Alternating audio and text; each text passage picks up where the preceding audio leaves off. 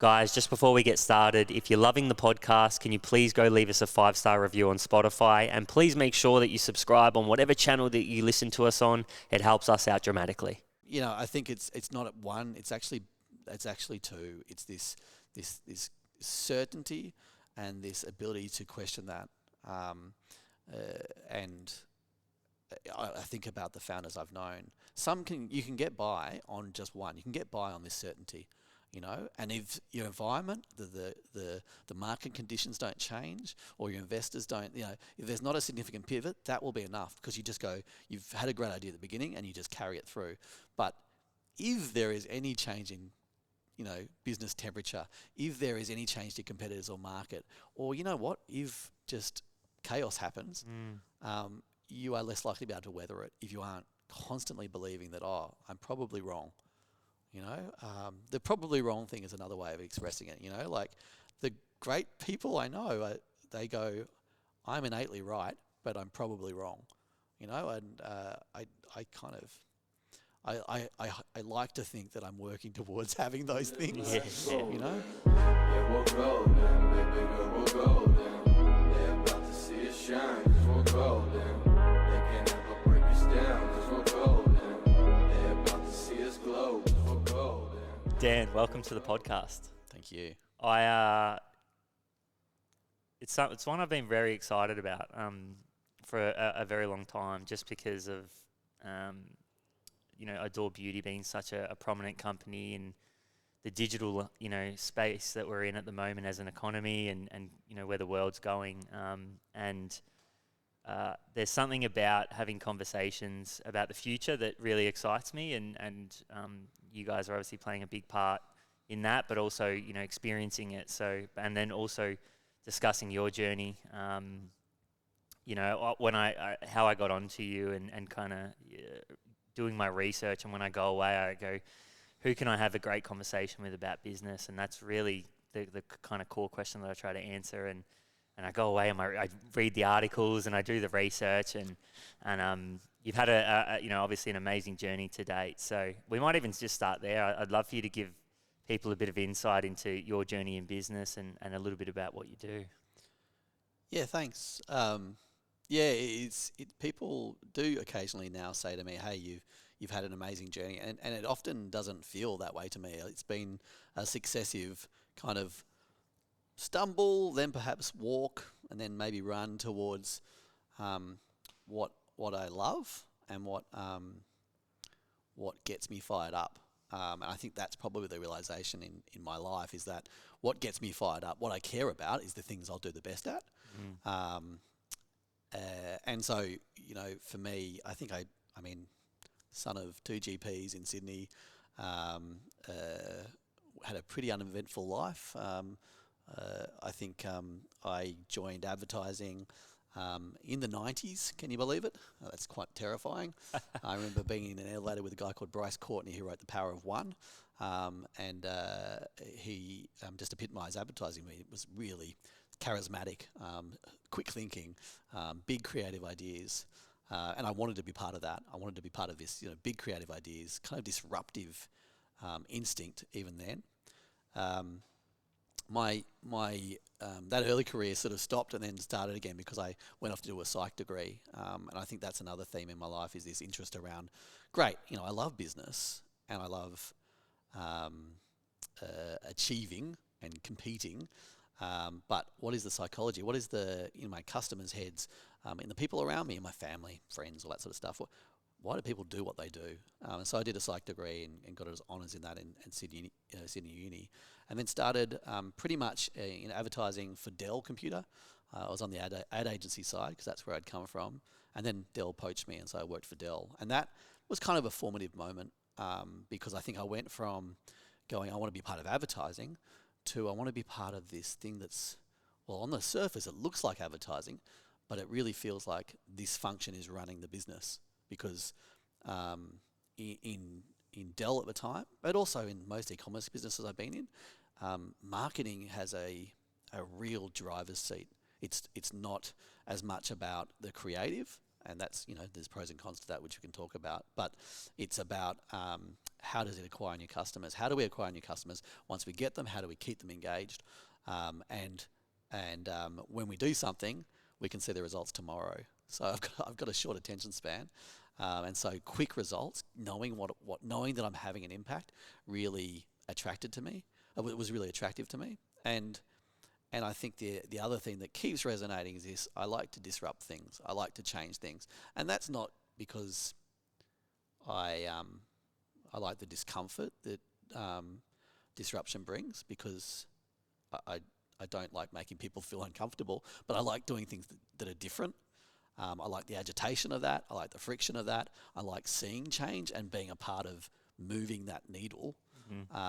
That just motivates me. And so, from Dell, I went on to either start or grow e-commerce businesses for the next sort of 10 years, 15 years, either for large US companies or for starting the e-commerce or online retail function of big Australian brands like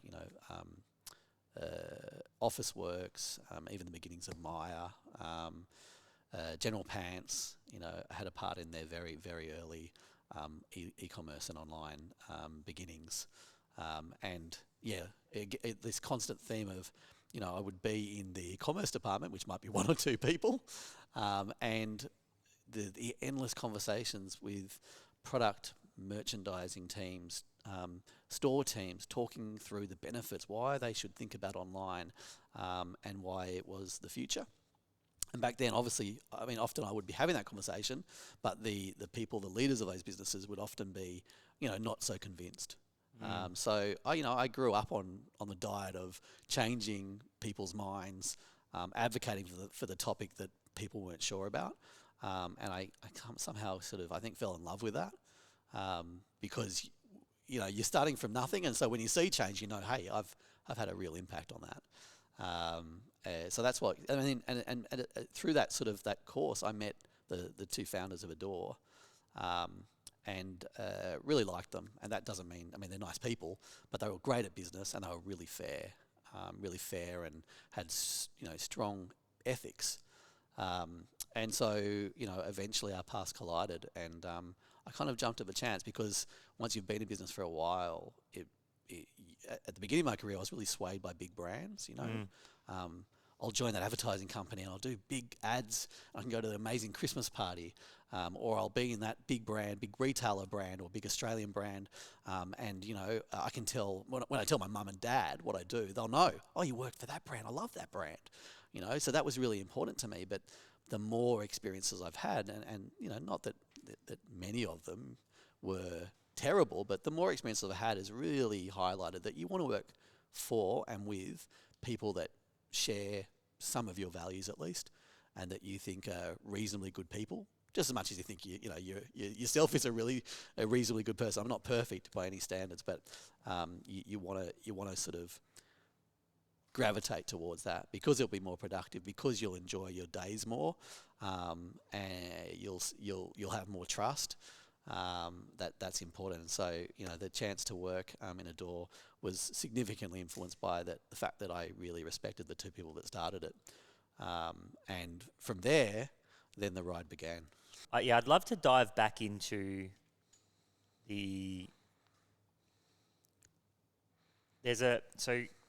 and correct me if I'm wrong, but I'd love to talk a little bit about, I guess, the mindset shift of, you kind of mentioned of working for big brands and then shifting to more things that fit with you culturally, and obviously different sorts of challenges, because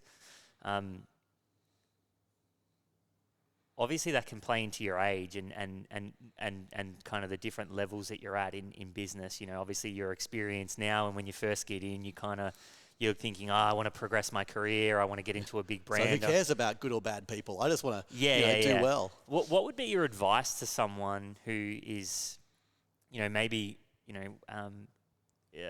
looking to progress their career? Would you change that? Would you say get into a big brand first, or would you say, could you go in with that mindset a little bit earlier, or is it go with a startup? Like, what's your opinion? Look, I'd love to have a really straightforward response to that and say, yes, you should go with a startup because you'll learn the most. And look, the thing about being in a startup that gives you that employees don't get so much, which is really critical. When I see great people around me, when I see great people in my team, or when we go to hire people, or when I see great people in our industry, a strong feature of that of those sort of people is this ownership and this treating the business like it's their business.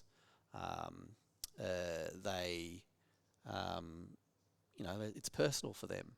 And I think in startups you have a very strong connection to, this is what it feels like to own a business, because you can tangibly feel almost the paper thin P&L, or if you've got a burn rate, the same thing goes. You are very aware of that in most levels of a startup. Whereas the larger a business gets, the more it gets removed from, hey, we have to eat and breathe. There are functions of a business that it has to do. And so how are you going to deliver value? When you do something, sense checking, is this meaningful for the company? Those sort of things happen that are less obvious, and there's less impetus for them in really large companies. Whereas in a startup, every day you're talking about, hey, last week we lost money, or last week we really needed to get that customer, or this week, this is our plan to get towards profitability, or this is our plan to get to our next goal. It's very goal directed, very focused, and that goal direction is often within a context of funding or the next stage, or it has other stakeholders that add to accountability. As you get in larger companies, there is probably more defined accountability. And often, like I was saying before, there's, people might not have I'm owning my area of the business. They might own their function or their skill set. And so they might, be really focused on, I want to do the most perfect version of this. But if they're in a startup, they'd probably have more signals to say, what is the value of perfect versus what is the value that this is delivering? Like that there's more signals there. So I think that's the difference. And geez, that was a long answer to your question. It wasn't even an answer. Essentially, you said, hey, what advice would I give? I'd say startup experience or early stage company experience is great if you don't have that innate sense of accountability, that innate burning platform feeling. It's great to get that. And sometimes I've heard people in large companies say you can't teach that. Well, I think startup experience can teach that, so it's invaluable for that. And I think large business experience, my first instinct when you asked the question was to discount it and just go absolutely startup. But when I think about it rationally, Dell, Vistaprint, large American companies that were operating significantly ahead of our e-commerce environment in Australia in terms of what they were looking at, what they were developing 10, 15 years ago. That gave me a lot of advantage, but also opened my mind on, what I should be looking at now, what I should be challenging in the businesses I was working on. So, and, then you go to lots of other companies and you go, this is what structure looks like. This is what executed well looks like. And so that gives you some confidence. So again, it's like salt and pepper. You need a bit of that kind of innate ownership. It also helps to have, I've seen the future and this is what it looks like. Now, sure, you might not all replicate that, but at least you know that there is a future. At least you know some of the scope of possibilities. Because it's such a chaotic, startups can be such chaos at times as well. And, all it takes is one cool head to say, hang on, this is where we need to go. And sometimes, the founder won't even have that experience, and having people in the organization who have that experience, can obviously really bring that kind of sense of there is this light at the end of the tunnel, and we just got to get there, and this is how we can get there. Yeah, I think having people in a startup that have large business experience is helpful because they have templates in their head of where you might want to go. But then vice versa, in large business, having people with startup experience, invaluable because they've got that innate sense of, hey, we need to make bank this month. How do we do that?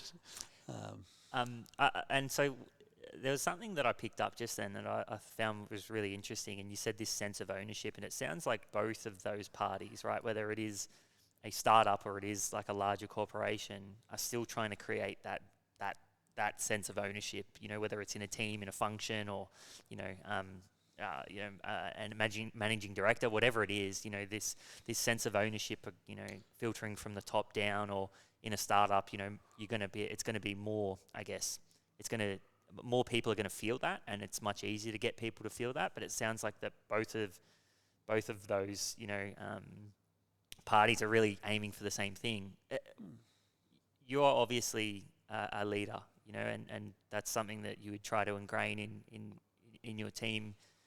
How can, say, a founder in a startup, or potentially someone else listening to this who may run a team they might be lacking, but how do you create that sense of ownership within a team so that everybody feels the bumps and actually cares for what they're doing and cares for the vision?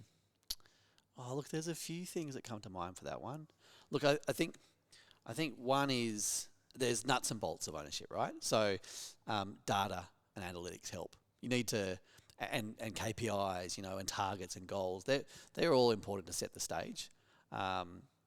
Because then if I join a company and the person that hired me says, hey, this is your goals, this is the reason why you have these goals, and by the way, you can measure them anytime you want. Just go onto, I don't know, Google Analytics or go onto this platform and you'll know instantly. So if that doesn't give you ownership, it does give you very clear goalposts, and that's important at the beginning. I think there is a mix of other things that encourages ownership. One is thinking about translating the business meaning to your team. Like, if you're only focusing on how do you convey your elevator pitch to your 1.75 million target market, and not thinking about how you convey your elevator pitch to your 15 staff, then you're kind of missing half the audience. Because those 15 staff are going to make or break how you reach those 1.75 million. So, and the interpretation is different. It's not necessarily the same. You might say to your audience, hey, we are the world's leading way to access crowdsourced design. This is a different way of doing things. Be different. There's all sorts of different propositions. Why should your employees care? Is it going to change their lives? Is it going to give them a skill that will change their careers? Is this good for the world? You kind of need to think about that, and you can't manufacture it, because these are, a bit like a podcast, but even more so, this is an audience that's with you every day. They see your business, all the different aspects of it, the warts and all. And so if you tell them something that's not true, they'll see it and they'll know that you're not genuine. So you need to kind of think about that, I think, and address the audience. Such a great point, I think. And you can get lost in that. You can get lost in just focusing on the customer at times, and it's so easy to do. And the other point that you made is these people are with you every day, and it's not just what you say, it's what you do and how you act and how you care. People, it's like babies. They look at what you do, and kids will look at what you do, and if you say one thing and do another, they will copy you, and that will filter through. Oh yeah, I would definitely say that sometimes I feel like my team is the older to me, because they can be a lot more wise. But yeah, you have to walk what you say your values are. You have to live those, and that's not in an altruistic Gandhi kind of way. It's in a, if you say that you're all about helping people, then you kind of need to show how you are all about helping your team, and show that you're actually helping people in a real way that's perhaps not always 100% commercial. I think you have to demonstrate the values. I think another important part of ownership is taking the brakes off and giving people autonomy. So when you've gone, hey, here's your goals, and here's how you measure, then you also have to give them space, and say, cool, well, you're going to be the expert in that. I'm going to give you all the help you need, but you're going to be the expert. I want you to make me feel like I know nothing, and I want to give you the tools to be able to do that. And also, when you fail, when you make errors, I'm going to not make you feel bad and call those out. within reason, because if someone makes the same error again and again, then that's a different thing. But you can't say, oh, I can't believe you made a mistake there and you lost X amounts of dollars, or that ad you did wasn't quite right for our brand. If you're going to encourage people to experiment and in effect say, hey, you're on a desert island, you've got a spoon and a box of Wheat Bix, how do you get off? Then you have to allow for creativity, innovation, change, like things they might do differently to how you would do them, and you have to allow for mistakes, because I think mistakes are just a kind of a clue that you're getting closer to new executions, new directions. How do you coach that? So like, because I mean, you have to live it. You have to go, I made a mistake today. You have to say, yeah, and you have to do the detail too. So I was careless. You have to because there's this whole degree of admitting mistakes. Yeah. You can say, hey, we lost some money, and that was that was through some of my actions. That's a nice vague generic thing. Yeah. But if you want to really put yourself out there, you have to go, that campaign didn't work, or that direction didn't work, and that was because I underestimated the benefit, and when we were working on it, I didn't pay enough attention to the details,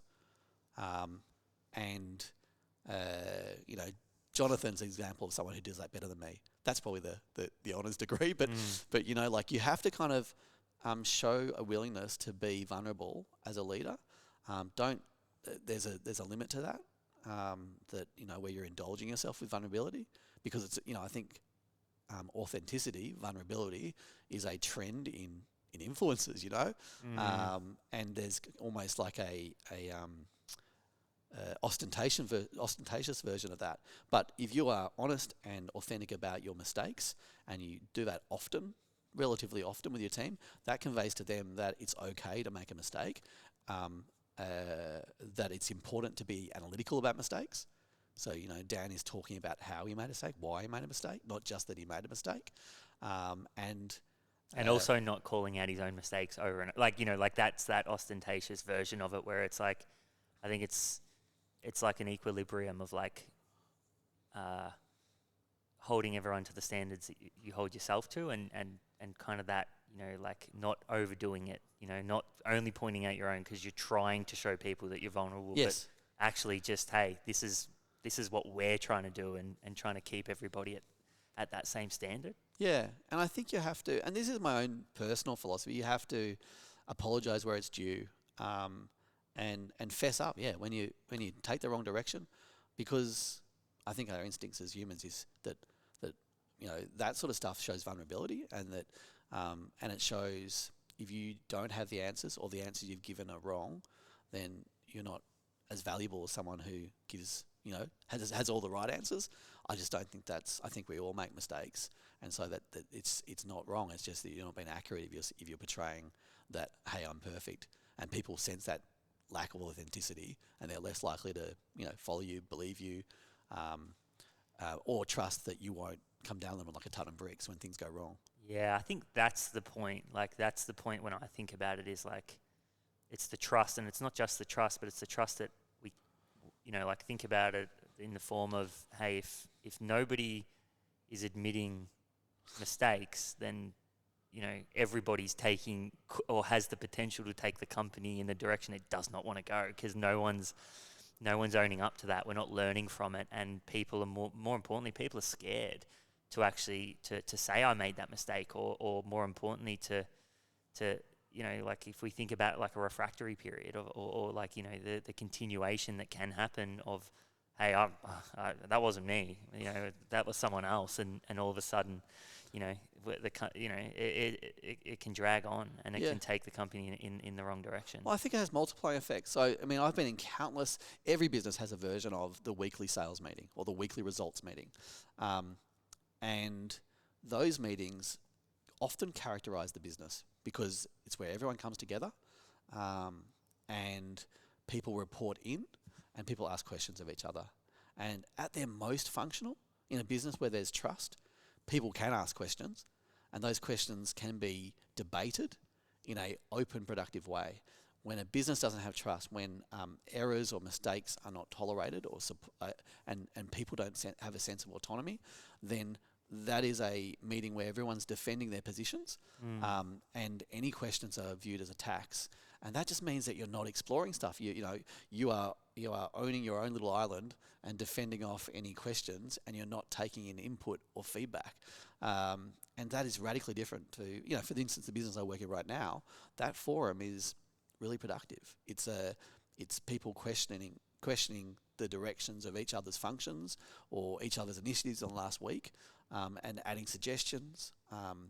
And it's okay to say, hey, maybe we're going in the wrong direction, or maybe we could have done something better. Like, it's not perfect, don't get me wrong, but it's that is a pulse check for me. That weekly meeting, that monthly meeting, whatever it is, you'll find it in your business. Is that a good atmosphere, or is that a bad one? And that tells you a lot about that business. And it speaks true to leadership, right? And creating that culture where we can kind of have those open discussions, because that's where the magic happens, right? It's not when everybody's telling you you're doing great and everything's flying perfect, but it's actually when someone questions you and makes you think in a different way, and you can kind of sit there and go, oh, maybe there is another avenue, or maybe we can integrate this or change it, or a little sidestep to the left, or something of that nature. Yeah, and I think again, going to that advice to people who are just starting, it's like, be around people who are different to you. I remember when I was starting, I'm probably creative, quite chaotic, and I would actively, spend time in meetings arguing with people that had more engineering type brains, really planned and structured.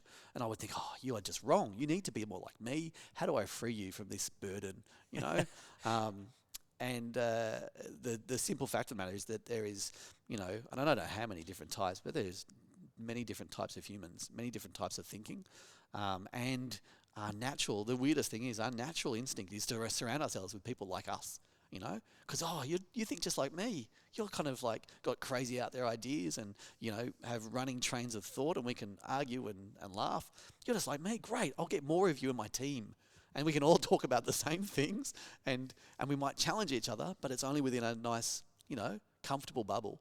Whereas if you bring someone in like I have in the past, who has an engineering brain or is like introverted, there's that terrifying moment as an extrovert. There's that terrifying moment when I'm in a meeting, and there's an introvert to the left of me or something. They're just sitting there, they're quiet, and everyone in the room, often they'll leap to the conclusion, John doesn't have much to contribute, or John's just shy or nervous. No, because the introvert will come out with one question that is just devastating, like makes you rethink everything you were doing, because they have gone over it 400 times in their mind already before they just open their mouth, like me, the extrovert, and yap. They've crafted that so it's the most efficient, effective question it can be. It's the truth if I've ever heard it. We've got our leadership meetings on a Monday, where we've got 3 of us that sit in there, small team. But our head of content is a creative introvert. So we'll be in a meeting, or even when we sit in with in meetings, and he won't say a thing. And then he'll come back 3 days later, and he will have an idea that just blows the roof off. Yeah. Or he'll do and it's just like, that is the truth if I've ever heard it. But I even think to our team now is like, the 3 of us, when we sit in a meeting together, we're all so different. Yeah. We are literally all so different, but we accept each other and we accept each other's views.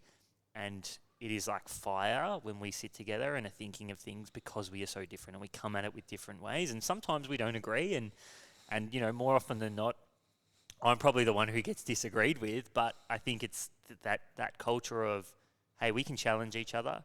We are not all the same. We all don't think the same, because that's not a good. You don't want to have that, because that's when the trapdoor will find you, right? But I think that is everything you kind of just spoken about then, and wraps into that culture of, and that trust that you can have with people, because that's where the autonomy actually stems from.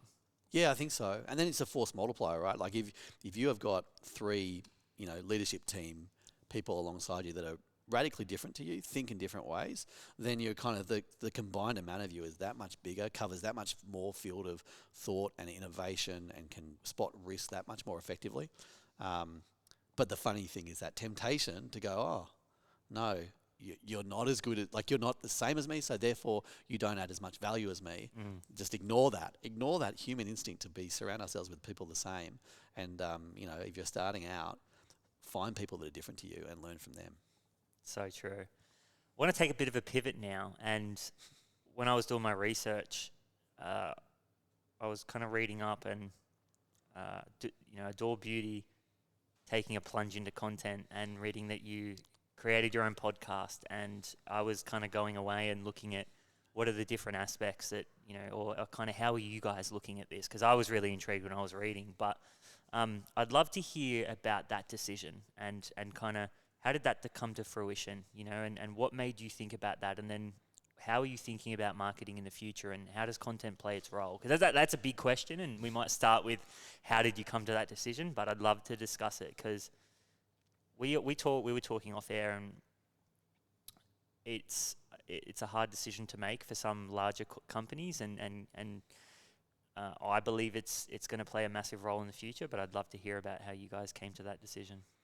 Yeah, like, I mean, content, first of all, for large companies, and for e-commerce companies in particular, is almost well established. It's just hiding in plain sight. Like, Surf Stitch, which is a business in Australia, one of the earlier e-commerce companies, bought Stab magazine. I think it was 2015, a bodyboarding magazine, and then they sold it maybe a few years later after that.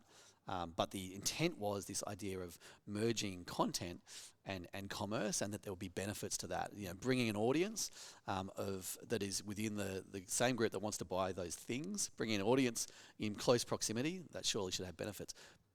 Amazon, with their Prime Video, has created a channel which drives lots of content, drives lots of audience, and it has some adjacencies to their product offering. And that's not to mention the many different retailers, large retailers in Australia right now, supermarket retailers that have started their own media departments or divisions or separate companies. So content, first of all, is a natural evolution, natural direction right now for many retailers and many online businesses. I think that conversely, though, what brought us to podcasts, what brought us to content, you first have to go, there is a distinction between Prime Video, which is, professionally produced, big time content, and advertorial, which is for most businesses I know, advertorial has been the majority of the content they would produce, in different formats, sure, but it's quite controlled and produced, and it has definite context of how is it driving value for the business. That you distinguish from that and go, how did we come to content? Well, I think we started in Adore in its first 10, 15 years, was lucky to have its brands. Like each brand was a win for us, and was a celebration because e-commerce wasn't an accepted way for many of our beauty brands to go to market. And so it was a slow process of one brand by one brand. And accordingly, the content, when I go back now and look at the content we used to make, was kind of faithfully reproducing some of our brand partners and their messages, and would talk in kind of a relatively simple, detailed way about how to use products and instructions and what your top 10 summer faves and that sort of stuff. What brought us to the podcast is what brought us to sort of moving from advertorial or moving from straightforward content to opinionated content, to content that gives advice, that takes some position or adds value, significant value, by distinguishing what is useful and what isn't useful. What brought us that was customers. So I think we and users and listeners and visitors to our site, when you look at our progression, it was into doing more and more articles, Beauty IQ articles, and a growing presence on social. And social sort of combines content but adds metrics to it. It progressively over the last 10 years has been tied to commerce as well. But it's when you look at social, you can see very clearly when you publish content, hey, how many likes did I get? How much engagement did I get?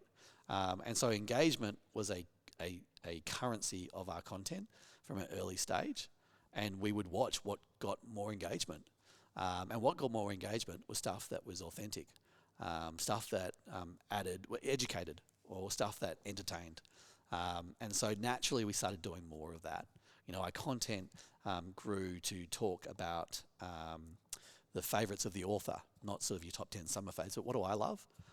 And what hasn't worked so well for me. I think we moved from a position of every brand that we sell is amazing and perfect for everyone to going, every brand we sell is amazing, but every brand we sell might not be perfect for you.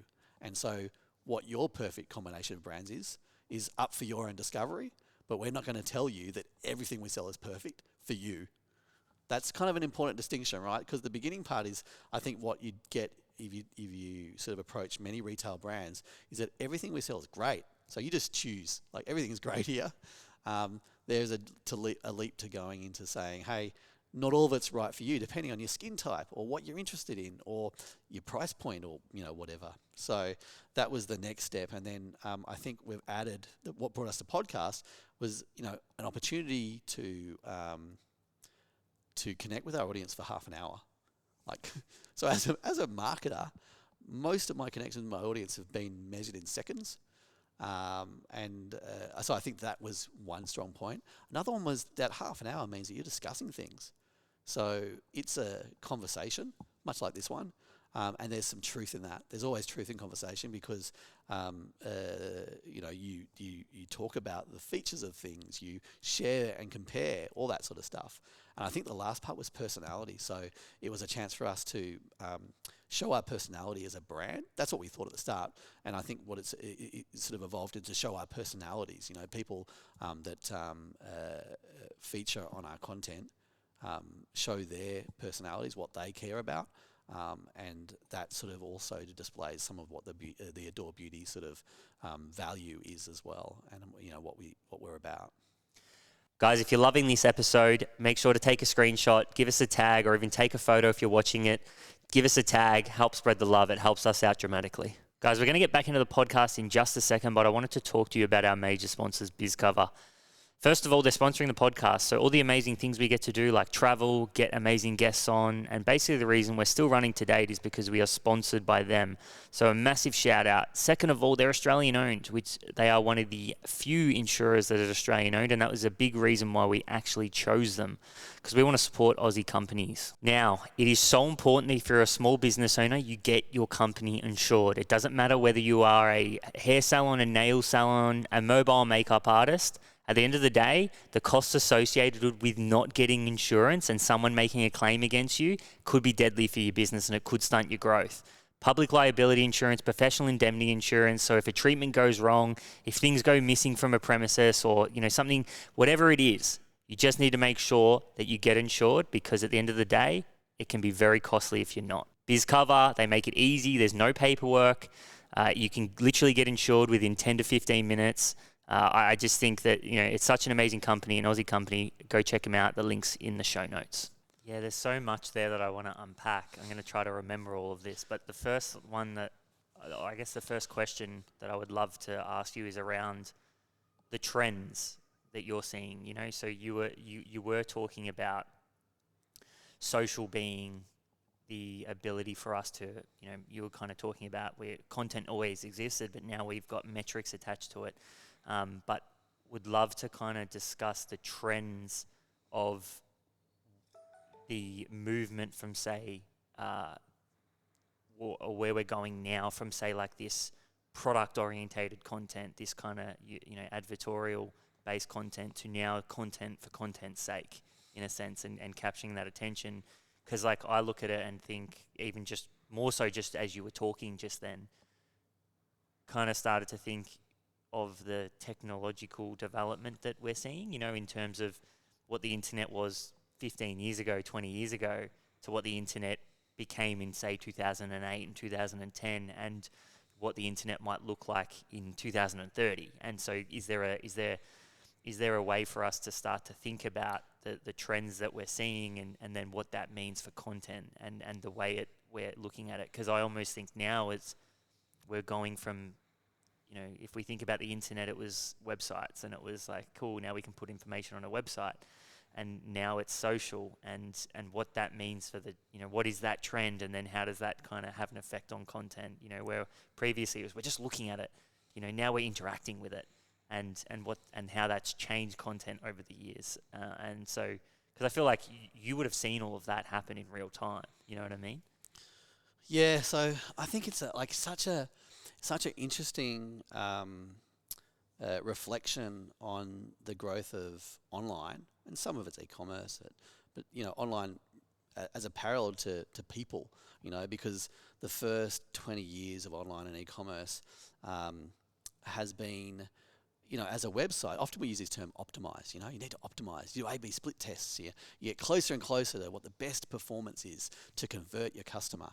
And as this, as e-commerce businesses and online retail, there's very much a focus on goal. And so, how do we get people to transact? How do we, show them value, encourage them, all that sort of stuff, but to transact? Now, when I go to a supermarket, I don't know about you, but for me, I'll probably go there dutifully with like a list, 7 things or 29 things, depending on the state of our household. And I will go through that list. And then at some point of that list, I'll go, screw this, I'm going to get Cocoa Pops. Or I'm going to get that thing, for that weird lolly from South Africa that, I often see on that aisle. Or, you know what, I haven't had skim milk for ages, so I'm going to try skim milk this week, even though my entire family is getting full fat milk. I just want to try skim milk again. I feel like it. There is shopping to date online has been very goal-directed, and it's about how we can minimize friction for you to get to your goal. But if you think about humans, our behavior isn't always goal-directed. It's kind of this combination of satisfying tasks or, needs, and then looking for almost to disrupt ourselves, And I think if you think about it, right, that kind of makes sense. From an evolutionary perspective, the creature that goes out there and does the same thing again and again and again is going to be the one that doesn't adapt best to its environment. So when we go out shopping, we do this kind of, I need to buy a pair of pants and a t-shirt. Oh shit, I want to buy that scarf. Or you know what, I'm not going to buy a pair, I'm going to buy a car. Like there is this serendipitous chaos theory that's in effect. And I think a lot of our structures in the first 20 years of e-commerce was this number crunching, logical, funnel driven calculus that was like, how do we get, let's take any website, 100,000 people, and how do we get that, quash that down to the 10,000 that will purchase, or the 5,000, or the 1,000, depending on how good the site is converting. That isn't the human behavior. The human behavior is a little crazier than that, and discovery is really important, and data that supports discovery is there. Like I can look and see what drives people to be inspired versus what drives people to convert. I'm really interested about how that information is relevant. I'm interested right now where the economy is changing. Now, to my mind, we haven't really had social media in a significant way, in the diversified way that we have right now. Many, many different channels, many different types of social media. We haven't had that for a recession yet. This is the first time. What is human behavior on all those social channels? What does that look like? What signals are they? What are people, taking shelter in? And equally, what are people sort of attracted to? That there is going to be a lot of content signals there that would be useful for commercially, but also relevant for us to help shape our offers so they're more interesting to our customers, so they're more useful. I find that I think that's fascinating, but also slightly terrifying as well. So, yeah, it's so interesting, and kind of something you said before around the change in marketing, and you kind of talked about the chaos theory, and I find that really interesting because for me, I see a massive shift in not the principle, but the tactically how people are interacting with brands, and more so, like more often than not, customers don't purchase the product that they think is the best or so on. They actually probably more so do on what they think is least disastrous, right? And so that shift in mindset of almost factors into, I think, now what we're seeing with social and how that's kind of being brought forward into the world and the technology and so on. But, and you kind of mentioned it before, like we're emotional. We're not logical. Like if we were logical, we wouldn't go through half the shit we go through in life. Like think about it, and previously, if we go back 10 years and yeah, the funnel made sense, and it still does to a degree, but it's like now with social, there's an added element to it where you can interact with your customers on such a deeper level. And so what I'm trying to get at is I think what we're seeing now is technology accelerates, and you kind of mentioned it before with the different channels you have, like podcasting. Like podcasting's like, in my opinion, it's like email, right? It's like, it's the one thing where there's not an algorithm involved. Like when you've got that half an hour, it's like email's the exact same. It's like when somebody's in your email, yeah, they might be fighting for attention in the inbox, but that's the same as Spotify. But when you've got that time with them, it's yours. And I think the ability to build trust with your customer now to the point where they will choose you because, as I mentioned before, it's a least disastrous option because they trust you, because they listen to you talk for every day for half an hour or like you mentioned before. So I think it's really interesting to see that landscape change, and I get really excited about, well, what's that going to look like in 5 years, and so and then how can we pull our businesses to that point? Because I think about it like with podcasting, it's like for me, it's if the question I always ask is how many podcasts do you listen to a week, and most people will say, oh, 1 or 2, and it's like, okay, so how do I choose that podcast, right? And it's like, what we really try to replicate is the experience when somebody comes. So what we've been honing in on is the experience, and I think there's a lesson in that because it's less about just getting someone's attention, and why will they keep coming back to us to listen to? And it's because we can replicate the experience for them over and over again. And if we get that wrong, someone might walk away from the podcast and say, oh, I might try a new one next week.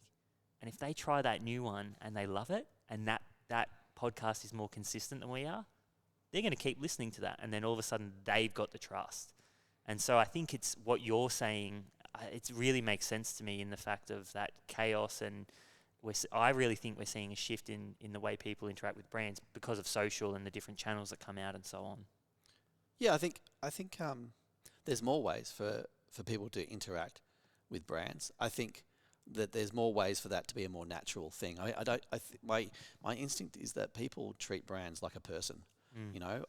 They view a shop like, most of instructions in our head for evaluating good or bad, attractive, not attractive, valuable, not like most of that ties to people. I don't, look at a building as good or bad necessarily, unless I've fallen in love with it. So it's and again, falling in love, right? Like I'm bringing in concepts of people to a building. So I think that we look at brands like people, and so the more channels, the more ways I can access a brand. And with online, that there's more than ever before, and it's always growing, and it's different facets of a brand. The more I can do that, the more ways I can develop a relationship with a brand. We see that customers who listen to our content, the more they listen to our content, the more time they spend on our site, the more products they're likely to buy, the more times they're likely to buy those products, because they have a closer relationship with us. If I think of my friends, if I have a friendship that goes across work and Saturday sport or whatever, that friendship is deeper than just one facet of my life. So the more connections we have to our audience, the more value that we can deliver through different ways, I think the closer we bring our customers. And that kind of means that there's different, like when we talked about the funnel, I don't think, it's not binary, right? It's not like, hey, that either exists or it doesn't. Yeah. There is different flywheels all operating at the same time. There is my need to go in and buy from that shopping list, but there's also my need to disrupt everything and try new things. And so I think a retailer that can make that functional, needs-based almost experience seamless, pleasant, fun, valuable, educational, but then also add things that you didn't know you needed, and add new directions and inspire, and entertain. That is important, not just for retailers, but for brands. I think, you've got to think how many appeals to our attention there are. And I am very, I like to think about my attention span because it's quite short. And so that means there's an economy I have to have with it. If something's got my attention, I need to devote it and follow that story through. And conversely, to get my attention, I have to be prudent in allocating it. So, I think about me. I get maybe 300 emails into my inbox every 1 or 2 days, and I drive past countless billboards, and I'm looking at Netflix. There's so many bits of information and appeals to my attention. What on earth? Like, if I am as a marketer, what am I doing to earn anything more than half a second? That has to be like what would you call it? Like a limbo bar, like. What am I doing to earn my customers' attention? And then comes what am I doing to earn their transaction, because the transaction is only a part of their lives. I think about, our app. If I think personally about all maps on my phone, if I don't use an app for like 2 or 3 months, it's out. So if you're out there as a retailer and your product purchase frequency is like 1, 2, 3 months, you've got to change what you're doing to have an app that's going to be accretive to your business. You need to look at frequency. And you need to think about why your customer is going to come to your app beyond the transaction. Because that's the way that you if you have a function in your customers and your audience's lives beyond the transaction, then you have enough frequency to stay salient in their minds, and your brand has relevance. And you deepen the relationship as well, so that you hopefully building on loyalty. And is that where that's obviously could be full circle, but back to the original question of what led you to that decision is that where you see content playing its role? That into that kind of comment that you just said then. Yeah, look, I mean, it obviously again not a binary thing. It's not attached. No. But it started with we followed our nose. That we followed our customer who kept on telling us, "We love this. Do more of this." And I think we arrived at podcasting, and we're looking and actively growing beyond that. Just we're looking at what media can we present to our audience that serves their needs, as opposed to what products can we sell. What media is interesting to our audience, our different audiences at their different needs in life. What media is interesting? What topics haven't been covered? So I think it was that chance, to create an ecosystem or a community that operates beyond just purchasing stuff, at a frequency that's right for them, that is still in contact with our brand, and it's a chance to talk about beauty in an open way that's 360. So, the conversation about beauty often, I think, in beauty retail in Australia has been quite aesthetic, has been quite advertorial, or educational. There's been less emotion, and I think it's been a great opportunity for us to talk about the awkwardness of beauty, the stuff that my girlfriends will talk about and laugh about, and some of my mates as well will laugh about, but has never been mentioned by a retailer. The first episode of Beauty IQ goes into detail about getting a waxing salon and getting various types of treatments, and the word anus is used, and I just never thought as a beauty retailer that would be in our podcast. And it felt like maybe I'd get a knock on the door saying you're selling beauty. You can't, but that is part. All experiences are welcome, and all people's and their relationship with beauty are welcome. I think that's the joy of the podcast, because it's a conversation. It's not a controlled snippet, and there's a bit of accountability there. As a brand, you can't actually control 30 minutes that much. And as it turns out, you can let your personality shine as well.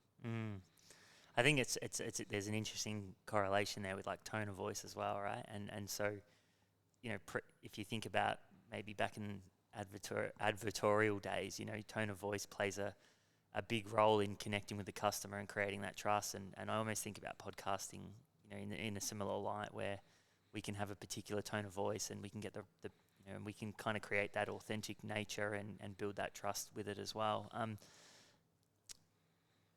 I wanted to dive into tactically. How does so we've kind of talked guiding principles, and we've kind of talked, like overview, and we've talked about that kind of thing. And this isn't on the sheet, but this is just a little thing I wanted to dive into. Is like tactically, how do you get to the how does this happen? Tactically, like how are you thinking about it, in terms of content and the type of content we're creating. And you mentioned before you're exploring different avenues. Like tactically, how does this roll out, and how do we make those decisions? And more so for like a founder that's potentially listening, or someone that's listening and thinking, wow, like these are all really great guiding principles, but how do we actually come to this understanding of how do we build the trust with our customer? Is it customer centric? Are we thinking about our customer first, and then how do we roll content or wrap content around that? Yeah. So I can't claim to be thinking about it solely. Like I've got a team that leads content, and they do amazing things. I think if I had to sum up some of the tactical influences, one is this connection to data. So know where you're going with this. And that doesn't mean ask every piece of content to deliver value to your business. I think the starting point is to go, hey, this is relevant and engaging to an audience that is relevant and interested in the products we sell. I think that's probably, you need to have a rough playing field. I think also look at what engages, to get to the micro level on the content you're doing. Look at, what they click off on and what they come in from. Look at what makes them fall off you, and no doubt you're doing this all the time. Look at when do they stop listening? What in the first 15 seconds or 30 seconds of your podcast, what changes the game for the rest of that podcast? If you lead with this topic versus that topic, is there things that, strangely enough, just trigger mass exodus? All that stuff tactically can be used to inform to how you evolve content. So you've got this kind of overall, hey, we're in the right universe, and then within that universe, we are actively driving the most engagement. Now, there's a caution there, because not all engagement's equal. You can get a lot of engagement. If I say we're doing a raffle, we might get a lot of engagement. Giving away free stuff, we might get a lot of engagement. You need to, I think, just evaluate, different types of engagement, and that, if you constantly get engagement from one part of your audience, then how do you wake up the rest of them? How do you, get the rest of them really engaged? Because in any audience, there's going to be people that they're there every week, every day to listen or to read. But then there's going to be other participants in that audience who are somewhat engaged. They've read 3 things of yours, not 59. So what aren't you giving them? So this kind of, you can optimize the content, but you might just be optimizing for that one audience. So actively identify things that drive spikes, and sometimes it's tricky, things that drive interest from different types of your audience. And then think about, how do I diversify my content? How do I either cover new topics, or start new shows, or start new, blogs? There's a few different levers to try there. Yeah, I think that's great advice, because it really is like that. It's like, find the North Star, let that guide you, and then the intricacies can come. And it's, it is really just about that 1% every week for 2 years, and eventually there'll be a tipping point, I think, where you start to really understand and you find those, it's so interesting that you say that, because there's times where we will look at something and we'll change and we'll make these little changes and we won't see improvement, but it's the actual action of making those little changes and using data.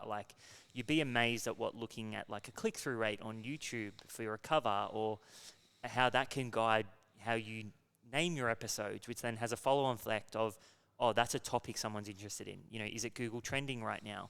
What is Google trending? And then, I think about what we do, and then, how we use data to change those little intricacies. So I think that's highly valuable for anyone listening, definitely. I do think that when I think something that's common about a lot of my team that does content or involved in content, is this kind of, what would you call it? 2 different competing things. One is okay, well, what are the results? What kind of engagement do we get percentage-wise? All that sort of stuff. And the other one is almost like, and I'll use an old analogy, which might not work for the audience, but use the force. It's like a let go of the data, and am I talking about something I love, or do I believe in what I'm saying?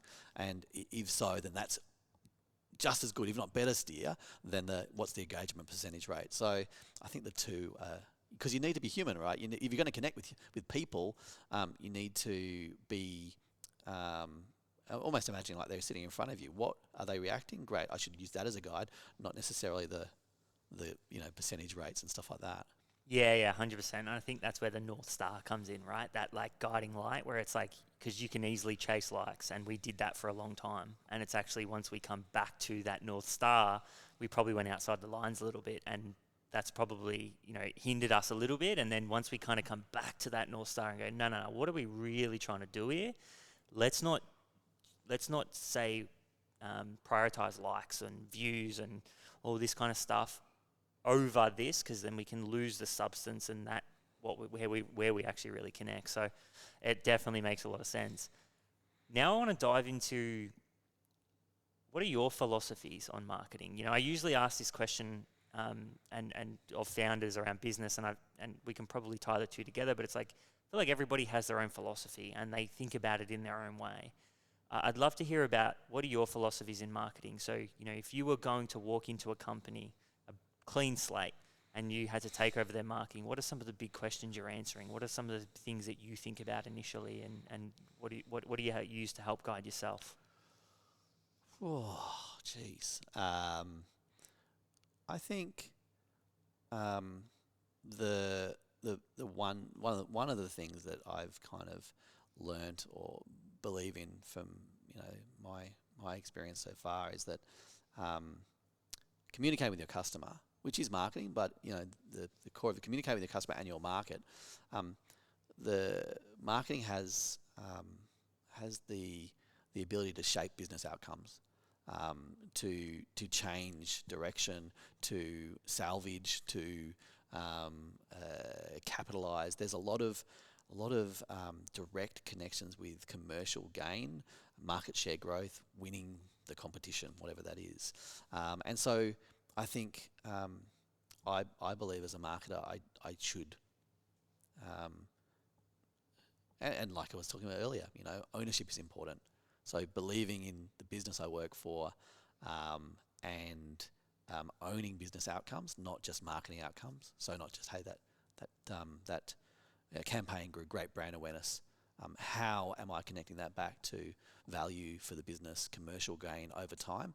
How am I questioning what I'm doing so that I'm not just following my own, messages? I am actively disrupting or changing tact where the data is telling me to do that otherwise, and fessing up to that. So I think that this ownership concept is important to me. I think value is another one, and there's two sides to it. One is, if I'm going, like I said before, if I'm going to take more than half a second of my audience's attention, I need to earn it. So I need to give them some value. And the extreme versions of that is people listening to podcasts for half an hour. But even in the tone of voice in some of our articles, where we're kind of more honest and more authentic, I think that gives value. Even in the way we present,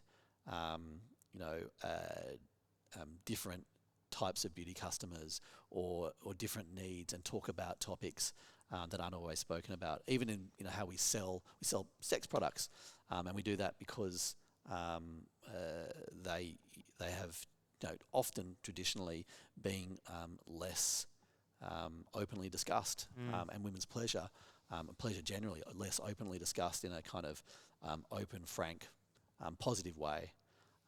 So I think that there is this kind of value. You can add value as a marketer, and that doesn't mean just bottom line value.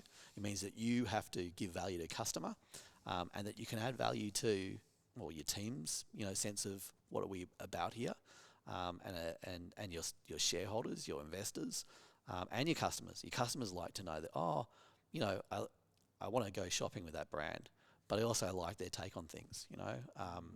I think that value is important. I think something you just said then for me was like, there's 2 points that come to mind, and I think Rory Sullivan, is it Rory Sullivan?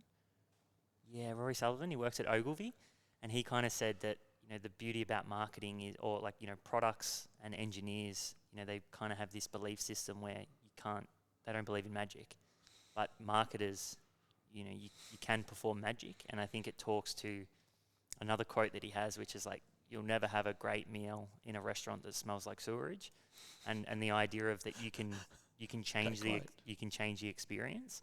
I think that kind of talks to what you're saying around value is like, hey, like marketing isn't just about converting a transaction, but hey, there's actually more to this where you can add real value and bring that back, to maybe a price increase where it can, where there can be real value brought. And that's just a really small tactical example, but hey, marketing is more than just getting a transaction. It actually can be about bringing value and and getting the product to be perceived in a different way, getting the brand to be perceived in a different way. And I think that, that's what comes to mind straight away when you said that then. And I think it does talk to like maybe some of your philosophies on marketing as well.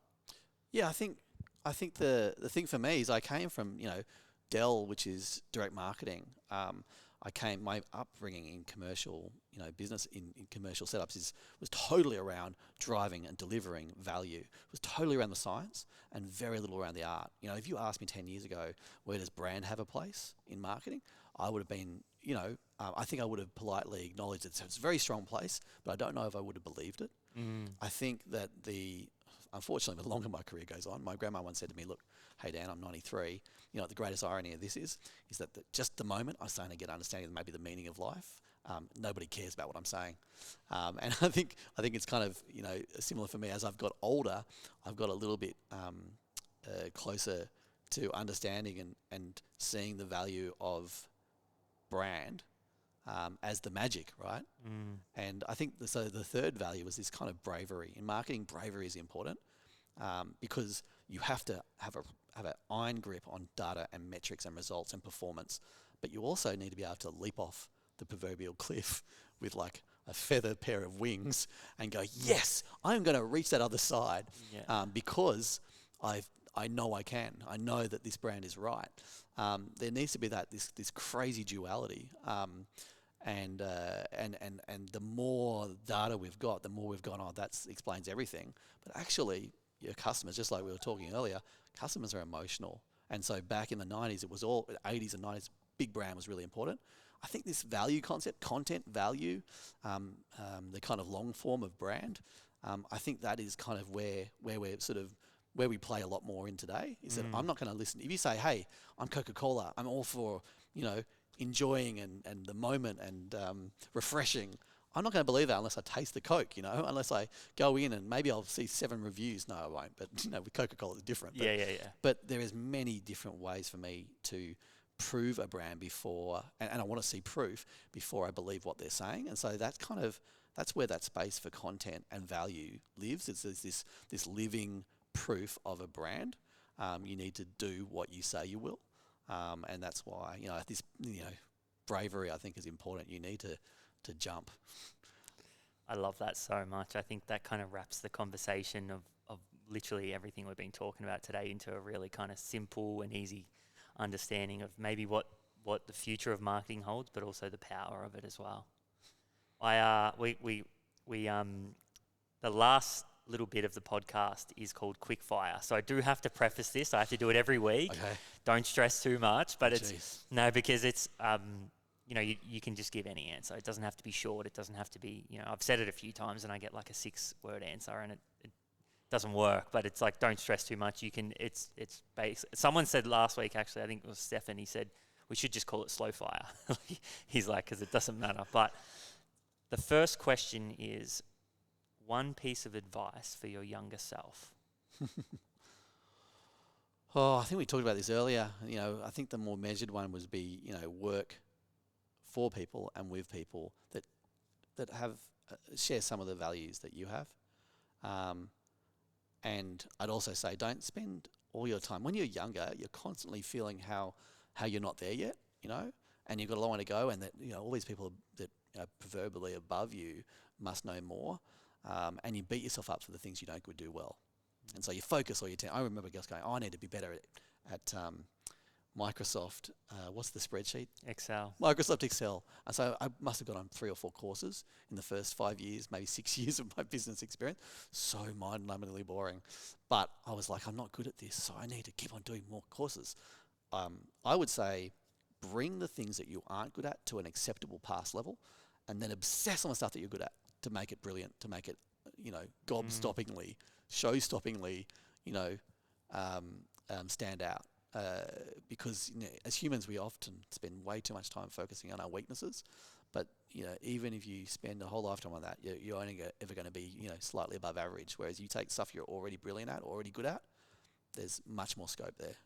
That's such good advice. And I even think about like when you very first start a business, like you want to obviously surround yourself with people who are experts and good at what they're doing, so you can focus on what you're good at doing, and it's kind of like a race to that point, and that's kind of what it makes me think about. But I think that's sound advice. So what advice would you give to someone who's thinking about starting a business? Oh, geez. When I think about, starting a business, I think someone who's starting in a business is don't be afraid to ask questions. People always see questions as vulnerability. Ask questions like crazy, because people like answering them too. Like you asking me questions. I like answering questions. If you're starting a business, I think about the great founders I know and the not so great ones. There is two qualities that they have in different measures. One is this just invulnerable certainty that this is going to work out, that this is going to be successful, and a ability to withstand all sorts of wins and pressures and failures, and pick themselves up and just keep going when many other a soul would be lying on the battlefield gasping. They have that. Now the really great ones temper that. I don't even know how they do it. The really great ones have that tempered with an ability to change, an ability to take constant feedback, to suck in every bit of information and advantage that comes their way, and to question and challenge things. Because the two don't naturally or pretty rarely coexist. Because one means that you're almost obstinate and obsessed and focused and sure that you're right. And the other one is almost the opposite, sure that you're wrong or looking for all the things that you can do better. So I think those two qualities are important. That's the truth I've ever heard it, because it is such that is almost like a dichotomy, right? It's like they usually don't go hand in hand, but if you can somehow get both of those things to merge together, and there's a lot of self-development that goes into that, and a lot of like letting go of the ego and so on, I think it's super powerful. And the last one is, what's the most important trait that a founder must have for success, and why? Well, I think I kind of just I've ruined my own question. I think it's not at one. It's actually two. It's this certainty and this ability to question that. And I think about the founders I've known. You can get by on just one. You can get by on this certainty. And if your environment, the market conditions don't change, or your investors don't, if there's not a significant pivot, that will be enough, because you just go, you've had a great idea at the beginning and you just carry it through. But if there is any change in, business temperature, if there is any change to competitors or market, or if just chaos happens, you are less likely to be able to weather it if you aren't constantly believing that, I'm probably wrong. The probably wrong thing is another way of expressing it. Like the great people I know, they go, I'm innately right, but I'm probably wrong. And I like to think that I'm working towards having those things. Yeah. 100%. I think we all do deep down. We all, it's one of those things that we strive for. Mate, we're going to finish there. I want to say a massive thank you to you. That was amazing. I think you can obviously see why you are where you are, and the way you think about it. And more importantly, the one thing that I noticed was the depth, the way you think about things, and the kind of the critical thinking element. So I think, a big thank you for sharing that with our audience. I know they're going to love it. And again, really appreciative for your time as well.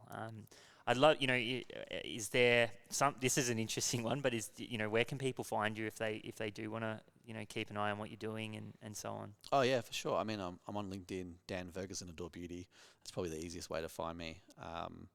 And reach out, if you reach out on there and mention the podcast, and you want to chat, happy to chat as well. Like I said, I'm always working on how do I get more sources of information? How do I get more things that tell me what I'm doing right and what I'm doing wrong? Yeah. Nah, again, really appreciative. And I know I really love the episode, so the audience will too. And Marto, a big thanks to you for putting this together, my man. I really appreciate it. And again, to everyone who is listening, your support has just been absolutely unwavering, and it's quite surreal to think that we're doing what we're doing right now, but it's all because of you guys. So a massive thank you to you as well. I really hope you enjoy the episode, and we'll see you next week.